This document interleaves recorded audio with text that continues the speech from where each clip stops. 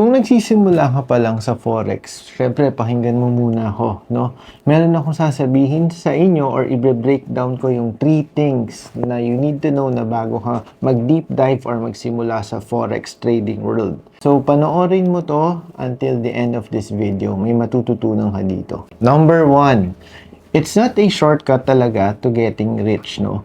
Unang-una, syempre, itanim natin sa mindset natin na Forex is not really a shortcut. Hindi ito yung kung gusto mo kumita ng malaki next week, tapos magsa-sign up ka agad sa broker. Hindi ganon.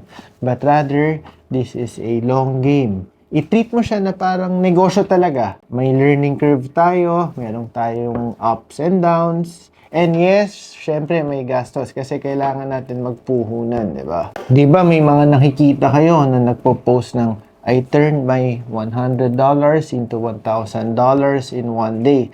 Sure ka bang totoo yun? Most of the time, syempre, highlight lang yan eh, di ba? Hindi naman natin nakikita yung behind the scenes or yung mga losses na talagang nangyari. So, if you're here just to get rich quick, Forex might not be for you.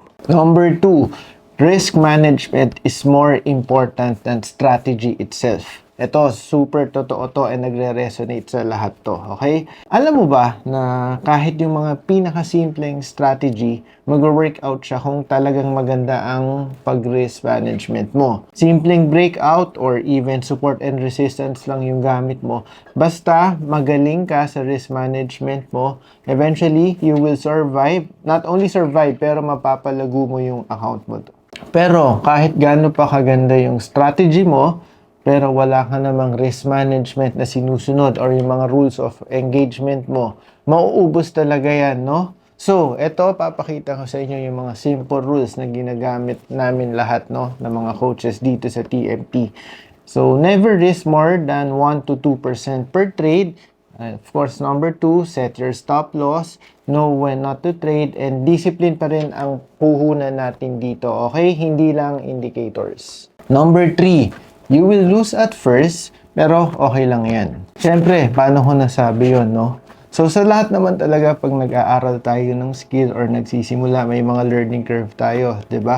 Even ako, even yung mga mentor ko, lahat yan dumaan sa mga pagkatalo. Siyempre, losing is part of the process, no? It doesn't necessarily mean na hindi ka para dito, no?